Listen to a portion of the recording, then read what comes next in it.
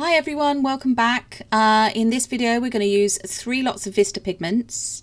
I'm just showing you the colours here now. Some leftover resin from a kit that we bought recently, or a little while ago actually, not recently. This beautiful reindeer mould, and also a bit of glitter. Although, spoiler alert, the glitter doesn't actually show up in the finished piece, but I don't think it detracts from it at all. So just mixing the resin here, it's 1:1 mixing ratio. It's by Art Studio. It's from a shop called The Range, from one of their lovely kits that we did an unboxing and review on a few videos ago. Why not check them out? So just mixing this up, it's sped up. I've made a custom colour pigment out of the 3 that I showed you. I've also added in the glitter. Now, yeah, glitter doesn't show up, but I'm quite pleased with the colour. I was actually aiming for brown, but this is more of a, I don't know what colour you'd call this. Purpley brown, reddish brown. I'm not sure if there is actually I don't know if there's a colour, a proper named colour for it. So I've just added in quite a lot of the resin there. It's got quite a few bubbles in it too, which is, yeah, a bit of a shame. But I'm just carefully mixing in the pigment colour into the resin. Once it's thoroughly mixed, we've taken the mould and just pouring a small amount into the bottom. Oh, I've already got spillage. I'm getting a bit, little bit messy with this. But what I'm going to do now is use a micro brush. Sorry about that. A micro brush, and just go in around where the ears and the antlers are in the mould, just trying to make sure that there's no air bubbles trapped that could cause, you know, obviously the finished piece to look not as good as it could. We don't want little trapped air bubbles. We want them all to come out. You could also give the antlers and the ears a little bit of a squidge with the mould, because the mould's quite pliable. The other thing I'm going to do is, as you can see, I'm holding the mould in one hand, and unfortunately managing to spill the resin over the other side of the mould with the other hand. Just need to do a bit of a clean-up job. Excuse me one moment while I just get some tissue or some kitchen roll just to wipe that up. There we go. Obviously protect your surfaces when you're using resin. Protect your hands, protect yourself. Make sure you're wearing all the relevant PPE. So just filling up the rest of the mould with the resin. And I'm probably going to over pour on this. Yep, there we go. Just wasn't my day. Wasn't my day for not over pouring or spilling things that day. So just putting it back, the overspill back into the jug there with the rest of the resin. So as you can see, it's a bit wobbly, that mould, when it's stood up like that. But so do be careful. This is a good day, 24 hours later, it's cured.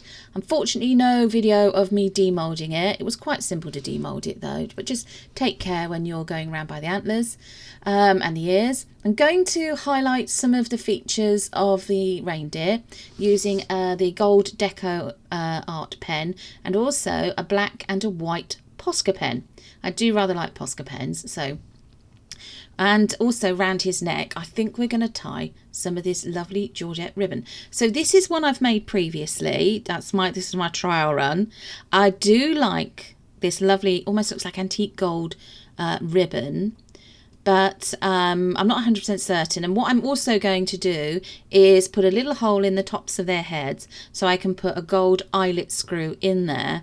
So you can then put some cord through, so you can hang it from a tree or a Christmas garland or wherever you wish. So just using the paint from the gold pen there to highlight some of the features on the reindeer. I was just doing his eyes there, and he's got sort of 4 little like freckle type marks on his forehead, and also just around the outside of the ears.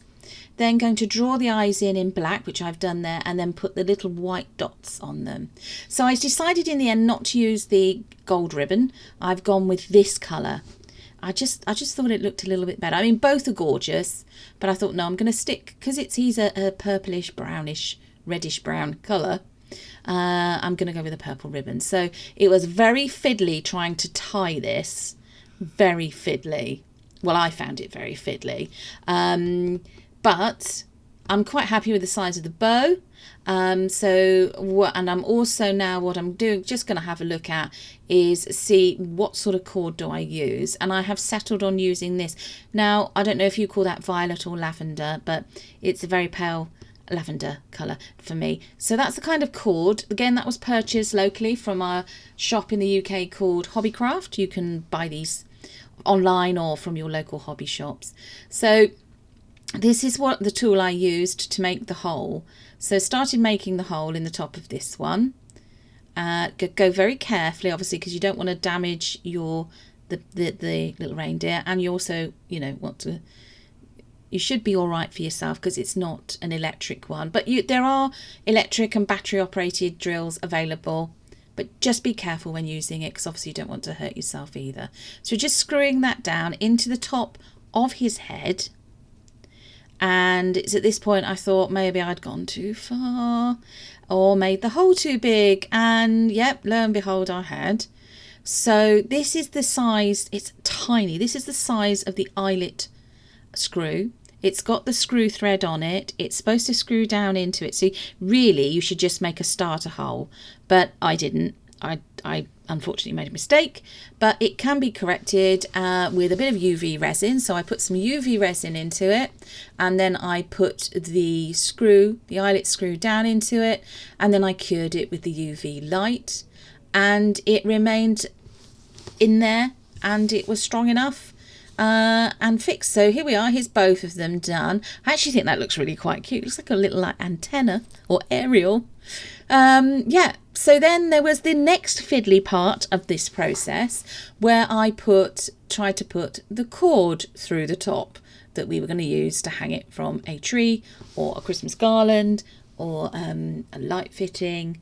Actually, these would look really super cute in a child's bedroom. So yes, so just struggling here. I am trying to get the two ends of the cord to line up whilst also holding the piece that I'm trying to put it through, and also trying to do too many things at once. As you can see there, failing to get both ends of the cord through at the same time. Is it going to work? Is it going to work? No. Okay, so one more go. There we go. Both ends of the cord through. And I'm not sure what kind of knot this is called, but I don't think it's an overhand knot. I'm just going to call it an overhand knot. So there we go. There's the overhand knot. We're going to pull that down tightly, but gently, because you don't want to pull that eyelet screw out. And there we go. That's that bit done. And then all you do is you measure up the two ends of the cord, and you do another little overhand knot to secure the end of it. So then you've got your loop. That's what your hanging loop that you will use to hang it from the tree or the garland or the lights or maybe even a child's mobile. That would make a lovely idea, actually. You could have other little animals hanging from it as well. Anyway, so just going to snip it off with some scissors. Here we just snip the ends off, and you can obviously apply some clear nail varnish to it just to secure those ends, or do the same thing with the UV resin. I have secured the bow with some UV resin as well in the centre, just to make sure it doesn't come unravelled. So I hope you've enjoyed this video. Please like, share and subscribe. Why not check out our other Christmas videos and our previous how to make videos. We also now have an Etsy shop which is live, and the link is in this bio of the description part of this video. Thanks again. Bye bye.